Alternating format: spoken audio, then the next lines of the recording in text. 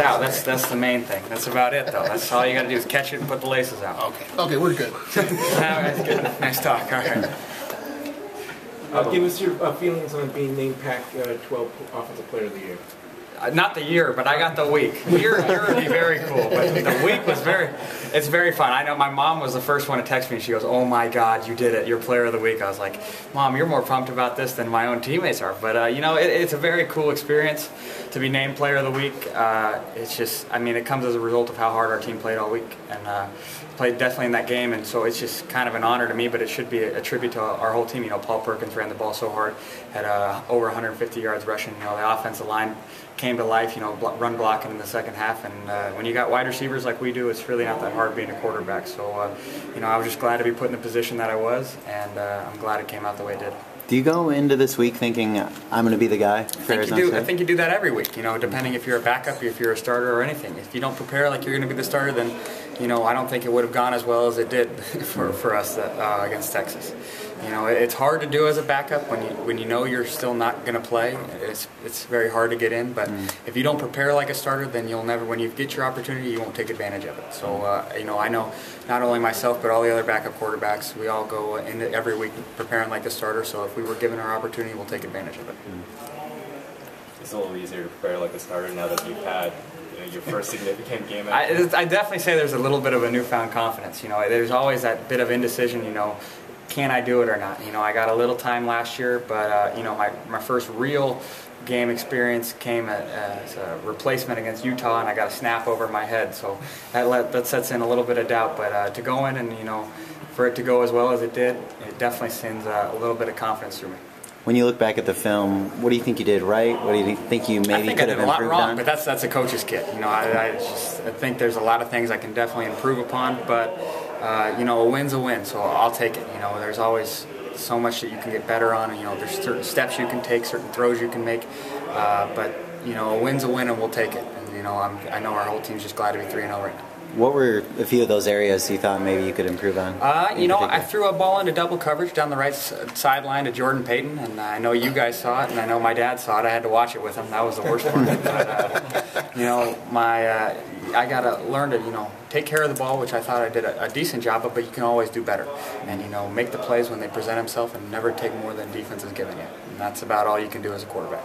How did that conversation with your dad go? Well, when I originally called him after the game, I was shocked I got to talk to him because I knew he was in the studio. But he talked to me and he goes, "Hey, so what were you thinking on that deep ball to Jordan Payton in the first quarter?" He goes, "I'm messing with you. Great game." And so, you know, it's just kind of the relationship we have where he's always going to be the coach and the dad. And, you know, I wouldn't have it any other way. And I know it's kind of made me fall in love with the game. And it's probably why I'll be a coach one day. And it's a very cool thing to be able to watch the game with my dad and be able to be coached, but also him come over and give me a pat on the shoulder and say, "Hey, great job."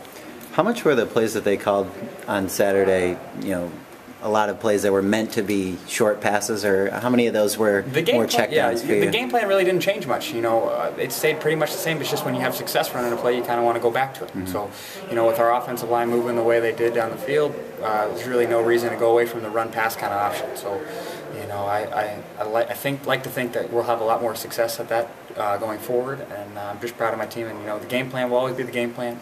No matter who the quarterback is, we're all prepared to run it, and that's how it's always going to be. Do you expect, maybe, assuming you would be the starter, that you would throw it down the field a little bit more, maybe get more opportunities to throw? I think you always take what the defense gives you. So, you know, whoever is behind center will always do that. And if it's short passes and runs that are going to win the game, then that's what it'll be. And if we want to air it out, we can air it out too. Mm-hmm. It's just at the end of the game, we just want more points than they do, and that's what we'll tail our game plan to.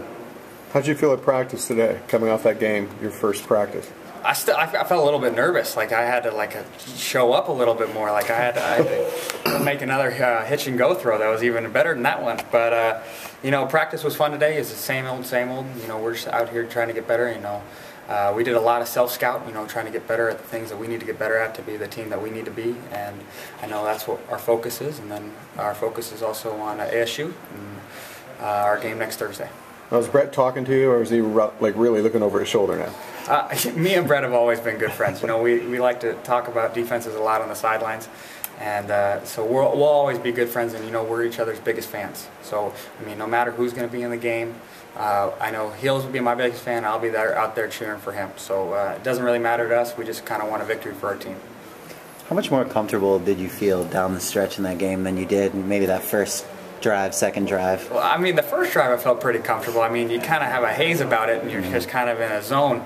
And I mean, we kind of marched the ball down the field and got a field goal, and then I got my first real hit. It's the first time I've ever been hit in the game, and I go, oh my God, these guys are just a little bit bigger in high school. But I would say during the end of the game, you just you don't really think about it. It just turns into all reaction. And luckily we had the right play called for the right time, and it just ended up the way it did. Texas played a great game, but we were fortunate to come out with a couple more points than they did. Now, Mora was lifting you. He was the one who was the catalyst.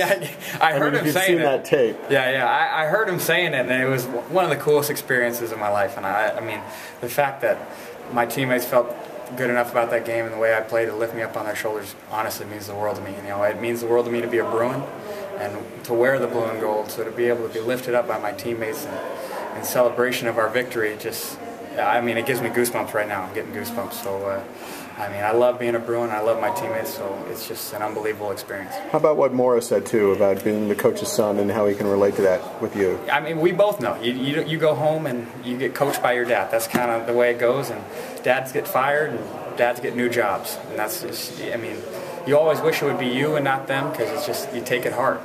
And Coach Mora, the first meeting I had with him after my dad got fired was, you'll get a chance. And I'm not going to say anything bad about your dad's regime. He worked his tail off to put this team in the position it is. And so, Coach Mora giving me a chance, and then it all ended culminating in what it did against Texas, I think is just a tribute to the relationship we've built over the last couple of years. People starting to recognize you around campus a bit more? A little bit, yeah. I was at dinner with my girlfriend and her family down in Huntington Beach, and a nice old couple came up and said, great game, but you have an even cuter girlfriend, which was the biggest compliment I could have got. But around campus, you're not a water polo player anymore? I know. I still am a water polo player. I still got to wear the sweatshirt for people to recognize me. What do you feel like you did in the fall and spring to kind of showed them that you should be that direct backup behind Brett? I think it's been over a couple of years. I mean, all of the guys in the quarterback room, work to become a better quarterback every day. And so, I was just the lucky guy who got the call, and I took advantage of the opportunity. That's as much as I can tell you. I mean, playing quarterback's about, taking what they give you and never being too greedy. And I thought I did a good job of that during the game, but it was also a tribute to how well the guys around me played, and how well the defense played to put us in the position we were to win that game. And so it was a great team effort that came out with a win in Texas. I know Coach Morris said that he hasn't named number 2 quarterback or number 3 quarterback or any of that thing. Yeah. Do you feel like, is that kind of the environment they've bred, that he hasn't said you're the number 2 instead of Ashanti? It's just kind of a fluid situation in that way. I would say it's still a competition. You always got to keep working. I still want to push Brett to be the number 1 as well as all the other guys do.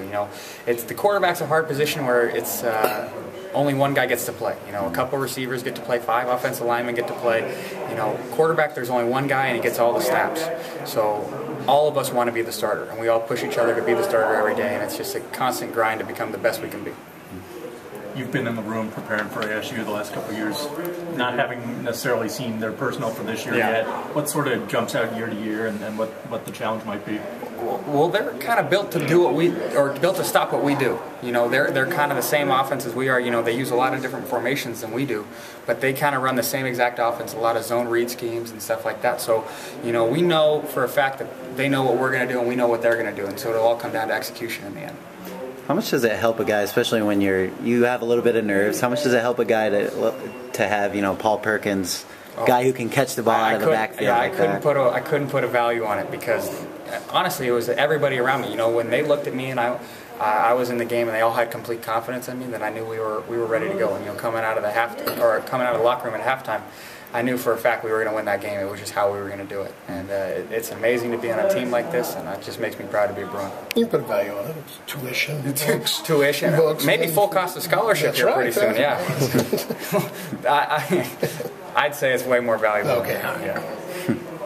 All right, thanks, guys. Thanks, Jerry. Thanks, Jerry. So you're going to play